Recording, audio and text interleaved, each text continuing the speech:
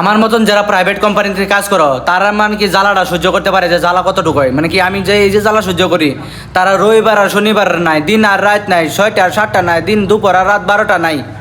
Direct meeting attend করতে লাগে, মানে অ্যাটেন্ড দেওয়া দেয়, মিটিং পাইতে দেয়। হ্যাঁ নিজের ইচ্ছায় মানে মনে হইলো যে মিটিং দিতেছি আর তোমরা মিটিং অ্যাটেন্ড করে লাও, মানে এরম মনে করে যাতে একদম কুত্তারও ভাত খাবার সময় দেয় না, কুত্তার তো ভদ্র সময় ভুগবো মানে আওয়াজ করবো ভু ভু করবো এই সময়টাও দেয় না, একদম মিটিং শুরু করে দেয় সকাল থেকে রাত থেকে শুভরে সকাল থেকে 12টাতে রাতে আরেকবার 12টা শুরু করে দেয়, মানে নিজের ইচ্ছায় মিটিং অ্যাটেন্ড করো। মানে প্রাইভেট কোম্পানি কাম করা মানে কি নিজের ফকিরে কান্দ তুললে ঘুরা, সেম কোম্পানি সেম কাম, কান্দ সেম লয়ে ঘুরা করি, মানে অবস্থা না, ইফতার খাই বইতে পারছি না, যাতে 2 মিনিট জিরামো বাপরে মিটিং অ্যাটেন্ড 2 মিনিট দেরি হয়েছে দেখে কাম করলে করবো, না করলে নাই যাও গা সাইডিয়া। ওরে মা গো এত সুবিধা একদম যে প্রাইভেট কোম্পানি আমি তো আগে জানতামই না, অ্যাকচুয়ালি তো আমি জানি সব জানি, জানার পর ওদের ঢুকছি আমি জানি প্রাইভেট কোম্পানি যত কাম করবা যদি 10 দিন কাম কর ভালো হয়েছে, কিন্তু একদিন কাম করা ভুল হয়েছে তোমারে